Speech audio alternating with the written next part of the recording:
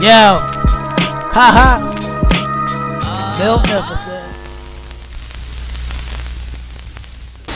We've been waiting for YouTube. What is good? It's your boy Bill Nicholson coming back with another tech review. Actually, a quick tech review. Mine's a little bit different. I'm not going to give you the rundown on the specifics in terms of the exact specs, but I'll give you a general idea of what you're looking for, because today we have the Quest 2. It finally came from Oculus themselves, and it does say powered by Facebook for those that are wondering. I'm going to get to that momentarily. So I have there the obsolete Oculus Go. It was the first one I got, the first virtual reality headset I was able to get. And of course, this was the Oculus Quest, and it came in this box. And I'm going to kind of talk about, actually, we're going to unbox the new Oculus Quest 2, right? It's kind of unboxed per se, but it's not unwrapped. I didn't get a chance to open it up, but I'm pretty sure the setup is pretty similar to the actual Quest, where you have to kind of pair the two controllers to the actual headset, power it up, yada, yada, yada. The difference is, and I think, what's today? Tuesday? Between Monday and I think Sunday, Oculus sent out a virtual message to pretty much everybody. So if you had an Oculus Quest headset or an Oculus Rift or anything like that, Oculus related, you should have saw a message that popped up that basically said, do you want to convert your current account to a Facebook account, or do you want to continue to use your Oculus account as is? Now, here's the thing.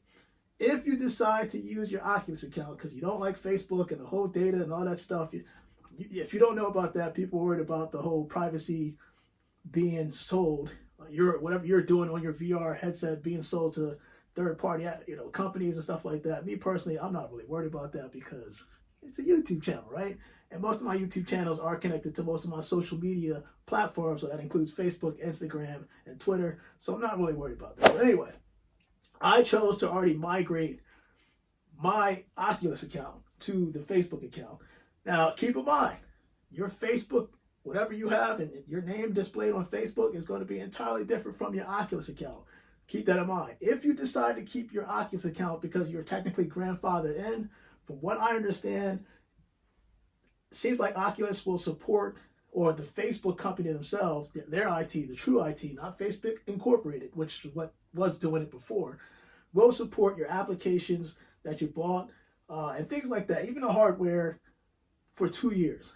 After 2 years, you will then have to convert your Oculus account to a Facebook account in order to continue to get updates, software updates, and also to keep the apps that you currently bought.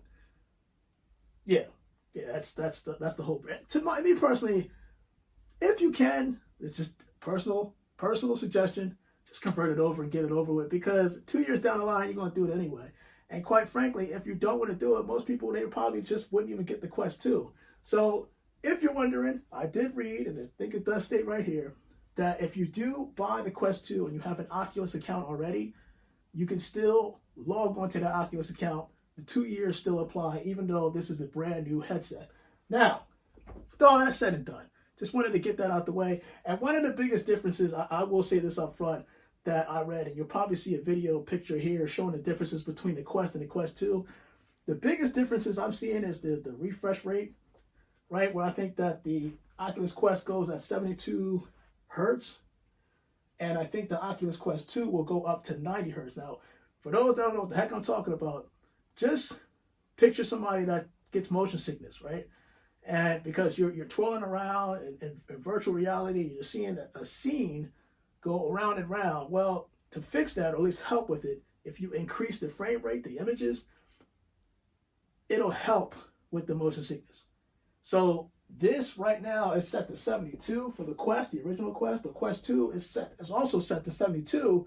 But when they make the changes and they start upgrading up, if I'm not mistaken, it should be increased to 90. It's not going to be 90 out the box, 72 right out the box. So another change that I'm seeing is the processing power. Now, I saw the processors, I think Qualcomm was one, if I'm not mistaken, and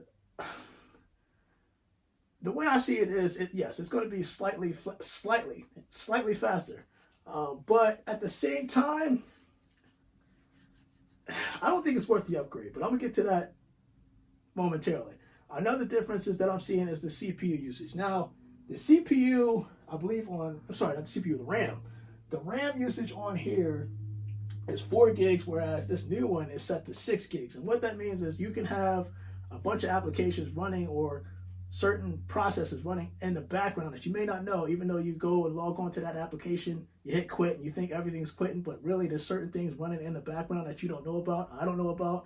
But how that affects you is if you open up another application and there's processing still running from the previous application, you run that risk of, depending on the application, you do run that risk of freezing or restarting, things of that nature. And adding 2 gigs to the newer VR headset will actually help with that. Won't eliminate it completely because it depends on what type of programs you're running back to back to back to back to back. But I think that them adding a little bit more RAM on top of the processing power will help alleviate the reset. Because let's be honest, there are certain times where the VR headset for the Quest does reset depending on the type of application you're in. So I think that that is definite plus. Now, if you have the Quest, do you have to upgrade to the Quest 2?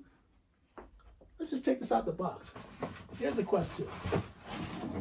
And of course, it comes in this narrow box right here. It's kind of slim, actually. It just came today.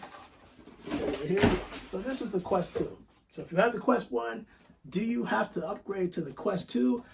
To be honest, I'm going to say no. You don't necessarily have to. I'm not seeing enough for you to upgrade, to warrant the upgrade. But if it came down to it and you have the money, then go ahead and do the upgrade. That's what I did. Not to say that I have the money, but thank you, Oculus, from the bottom of my heart for sending this out to your boy. I did the pre-order with Oculus. I didn't think that it was going to sell out, but I just wanted to kind of convert it over, get it done and over with, blah, blah, blah, blah. Now, there's a reason why I decided to upgrade from the Oculus to the Oculus, the Quest 1 to Quest 2. There's certain things that I did like, outside of the fact that, and actually let me start opening it up as I'm talking to you. Outside of the fact that it does come in this nice box. the controllers themselves, from what I understand, the battery, that it's still battery operated, for those that are wondering. It still requires AA batteries, a single AA battery for each controller. But from what I understand with this Oculus Quest 2 is that because the processing is a lot better, because of the amount of RAM, which it can and cannot kind of affect it, but the controllers themselves have been built individually to last longer. So the battery, the same AA battery that you're putting in here, is supposed to last a lot longer than its predecessor. Now, here's the thing. I've been playing a lot of games, been playing a lot of apps, and there's certain games that require only a single controller. So it does suck when you're playing with the controller and the battery drains fast. And one battery will drain out faster than the other. So just keep that in mind as I'm trying to unravel this. Like I said, I don't think that this is too hard to set up, especially if you have an existing Oculus account. Like I said, I suspect that the setup is pretty similar to the actual Oculus Quest if you already had one.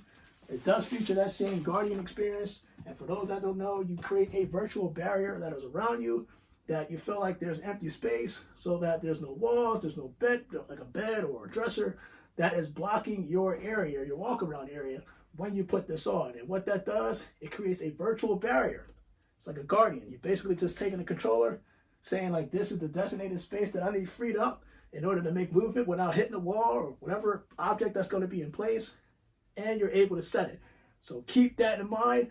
It's the same pretty much setup as the Oculus 1, as Oculus 2. But let me do this unboxing real quick, because a lot of people are like, dude, open the freaking box. All right, so looking at this, looks like, I guess the box itself does just, it's supposed to slide out. That's what we're going to do right here. And of course, this is the cover for those that are wondering. Oculus Quest 2, front and back. Just going to put that to the side. And of course, they just give you this plain old cardboard box. Now, let me see if I can figure out how to open this. And is it easy? I'm guaranteeing this is easy because I can see that this flips open, and it does. So when you flip it open, it does have, for those that are wondering, it does have the VR headset right there with the 2 controllers. And I'm guessing that's going to be the power adapter with the cord. And I think that it's the same power cord that is used at Class C, if I'm not mistaken, Class C USB that is used in the Quest as the Quest 2. It does come with the same accessory as the Quest 2. The only thing is that about the Quest is that these controllers, let me take one out. I'm not sure if it's the same height. Indeed it is. Indeed it is. The only problem is, and I can see right now, it seems like it's the same height, but the width is a little bit different.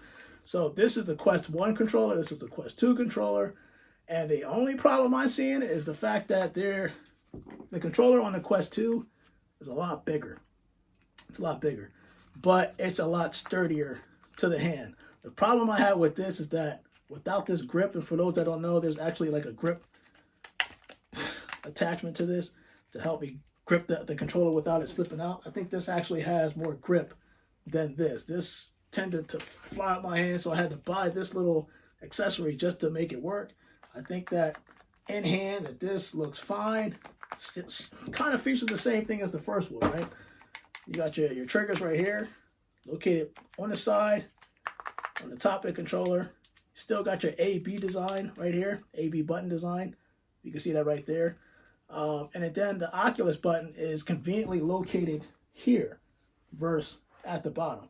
So I think that's going to take some time to get used to, because if you're not, you got to think about it. If your eyes are closed, the VR headset is on, you have to get used to holding on to the B and A, but then remembering that on the Oculus Quest 1, that button was right here. Now it's moved to over here. That's probably the only thing. Outside of that, it's pretty stable. I don't really see a difference in weight. There is a difference in weight between the Quest 1 and the Quest 2. Quest 2 is somewhat lighter than the Quest itself. So let's take that out so we can compare. I do like the engineering concept as I take this out. I do like the engineering concept, what they did with the Quest 2. It kind of, there's a reason why I left. The heck did I just throw off? Oh, it's basically just showing, don't throw this out. It's basically showing that you can put if you're a person that wears glasses, that's where the glass spacer adapter that goes into the actual VR itself creates a lot more space away from your head. And this way, for people that wear glasses, you can put it on, no problem. I'm going to put that back on here. That was also a item that was featured in the Quest 1 for those that don't know. Now, what I felt like they did with the Quest 2, I felt like it was kind of like an upgrade from the Go, right? Because you had to make this, I'm pretty sure from a marketing standpoint, you had to make this affordable for people that had the Go and it literally decided to go. Because when you think about it, the straps that you see on the Quest 2 is kind of the same engineering concept that you're seeing on the Go.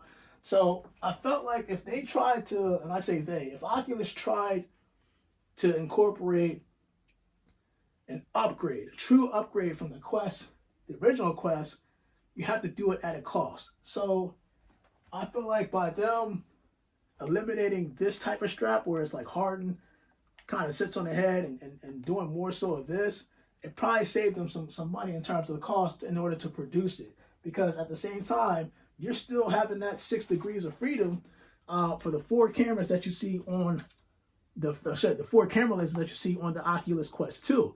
There's one on each corner. And keep in mind, it's the same thing as the Oculus Quest. So that's why I said it's not really much of a difference. It's just that this baby is going to be able to process a little bit faster in terms of the applications than this baby.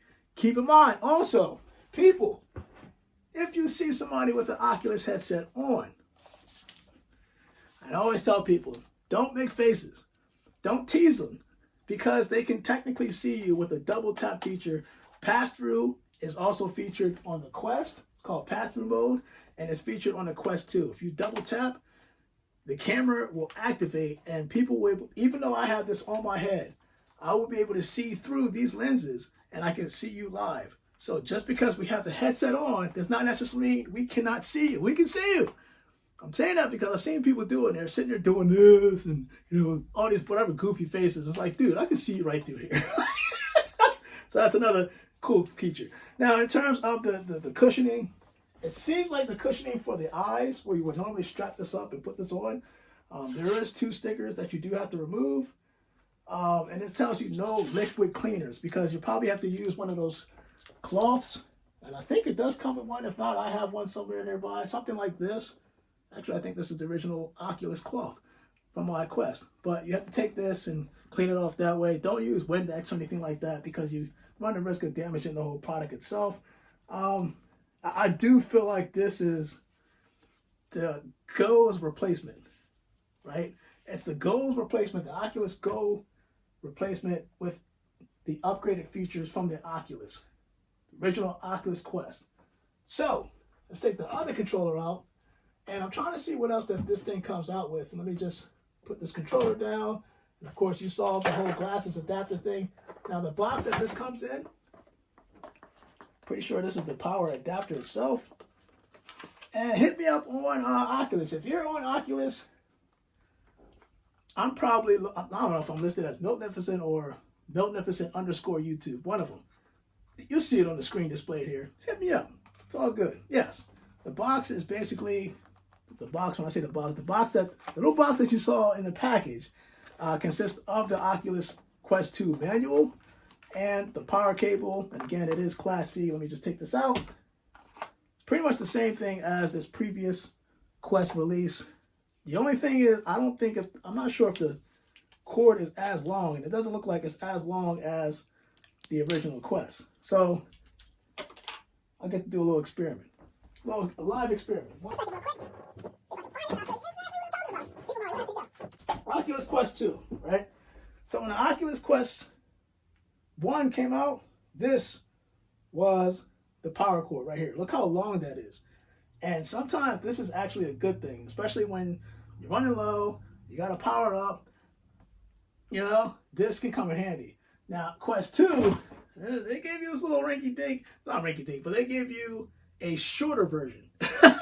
Same power adapter, shorter version cord. So just keep that in mind when you get this this headset. So, just like the Oculus Quest, Oculus Go, the straps here are adjustable from right here. I can see it right here, or I can actually take this and pretty much use this to adjust the straps on each side. And then, of course, you're going to put it on your head, and you're good to go. I'm not going to do it because I have the headsets in my head, but I can say in terms of a comfort feel as I'm watching you guys, this actually feels good. This feels real good. I didn't anticipate. And of course, the more you wear it, you're probably going to put some indent in it, but it looks like this foam feature that they use inside the VR headset is going to sit comfortably. So I'm going to remove this paper on here. And I'm not going to do like a step-by-step live demo in terms of how to do it, but I'm going to show you exactly what's going to happen. It does feature the power button right here, just like the original Quest. And the volume buttons are located at the bottom of the Quest 2. And this does feel light, but I'm telling you right now, and of course, this is where you would normally plug the USB charger that I just took out. That white charger goes in here. And it actually, I'm surprised at this because there's a lot of Bluetooth capable wireless headsets, and you can incorporate them with the Quest 2 just as you're doing with the Quest. But if you decided to keep a hardwired or a headset that requires a wired portion, you can still use that auxiliary port right there. I'm surprised they actually kept that because, and it looks like, I could be wrong about this, but it looks like I'm seeing two microphones. I know that's very slim. Maybe you can't see it. So this is interesting. I like the concept. I like the design. I like the comfort so far. So what I'm going to do is power this bad boy on, and I'm going to tell you exactly what I see. Now, the initial setup on the original Quest, I think it requires you to actually plug it up, meaning you have to actually power if you hold down the power button, it may or may not work, but I think when you first take this VR out the box, oh my God. Okay, good, they fixed that. Because the last Quest, for those who don't know, you have to power it up before you can actually put it on and log in and do what you need to do. Meaning, take the physical power and plug it up in the cord. But you can see right here, the light did come on once I held down the power button for about 3 seconds. And it's now turning on. It's doing that whole operational thing. Let me just see what it looks like now. This is very fast. And of course, here's what it's doing. I wish you could see this. It's asking you to grab the controllers. Now keep in mind, I think the batteries, if I'm not mistaken, are already in. So what I'm going to do is I'm going to briefly put this down because it's asking me, as soon as I turn it on, it asks me to do this. So what I'm going to do is open this up. There's an arrow on the controller right here. Can't believe I'm doing this. Showing you guys all this. And we're going to basically just push down on that. It'll open up. It does come with a battery pre-installed, but I think this sticker actually blocks the power, so you have to remove this. Take this out. Put this back in here. All right, so it does come with batteries. And then I'm going to take this, put the sliding door back on. Same process with this. We're going to remove the left side, remove the sticker out the battery slot, and then we're going to power this back on. Okay, so now I got my left, make sure I got my left, right controller. We got that. I'm going to go back into the headset. Okay, and I got it. And actually, for those that don't know, I can actually see. So it's basically saying, hey, got this right here. Continue. Of course, you got to select this. Asking you to select the language. That's what I'm doing right now. I'm right-handed, so I'm going to use the right controller. And it gives you a quick demo in terms of clarity, how to adjust the view. You can kind of go up and down, it's saying. And we're going to continue right here. And that is telling you about the lenses. Now, here's the thing. You can adjust the lens for spacing if needed. This is a good, cool feature because meaning you can, we just put this down momentarily. And I forgot about that. You can actually adjust these lenses back and forth, right? So these, if you push here, you can push it out, or you can push them in and adjust as needed. These lenses do move back and forth. So let me put this back on. I'll try to do this as quick as possible because, you know, the whole tech guy here. All right. Put the headset in. Got my controller. All right. Hit continue. Okay, I adjusted it. I like what I see. It is very clear. I can see the demo, no problem. And of course, this is what I was talking about. We have to create your whole virtual space and make sure there's arm room. There's no seating here going around there. So here we go. I'm going to hit continue. And this is where you have to search for the Wi-Fi networks. What I'm going to do is actually pause right here because I have to put the password to my Wi-Fi connection to be able to log into my account and then go from there. And then I'll be back to actually end this off. So I'm going to pause right here, put my password in for the Wi-Fi, the whole wireless signal to put this online, sign on to my account, and then I'll give you my honest opinion about the setup and what it looks like to see. And I'll let you know if the appearance on the Oculus Quest 2 looks similar to the Oculus Quest itself. So I'm going to pause right here and I'll be right back.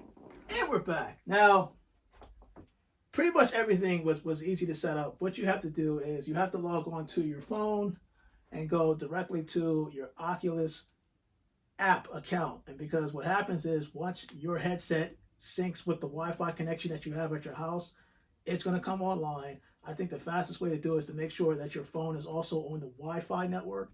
It's the same network as you're going to log on for your VR headset.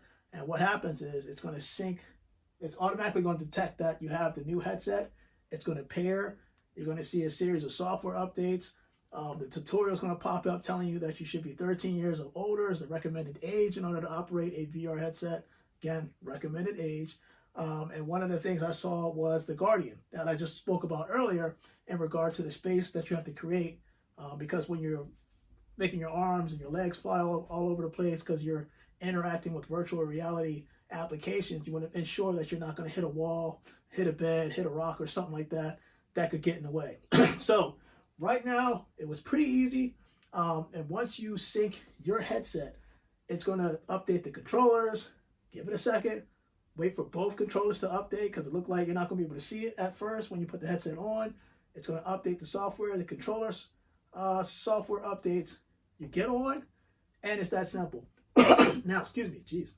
The scenery to this is pretty much the same as the Quest. So if you're a Quest user, you log in, you're going to notice that the application, the software itself looks exactly the same. There are some tweaks you can do in experimental features where you can activate the 90 hertz, the frame rate that I was talking about earlier. You can activate it, but it's just limited right now to, I think, Oculus TV, Oculus Online, and things like that. And it does say that by increasing the frame rate, that it could somehow impact the Guardian virtual space that you created.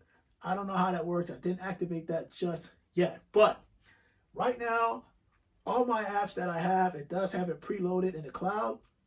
And all I have to do is download, which is what it's doing right now. It's downloading all the applications that I had on my Quest, and it's installing them right now on the Quest 2. So your boy Magnificent, this actually should be done. I'm probably going to log in later on. So if you see me around a campground site or something like that, look, add me on Oculus, add me on Outspace. I'm usually on Outspace all the time, Rec Room, things like that. So your boy Magnificent, I hope this was helpful to you guys. The unboxing of the Oculus Quest 2. Price point $299.99 for the 64 gig model, $399.99 for the 256 gig model. I wish they'd have just did 128 gigs and 256 gigs, but hey, beggars can't be choosers. So your boy Magnificent, I hope that was entertaining to you guys and very informative to you guys. I am out, and today, I just heard Siri just say something. Anyway, I am out, and you guys have a blessed day.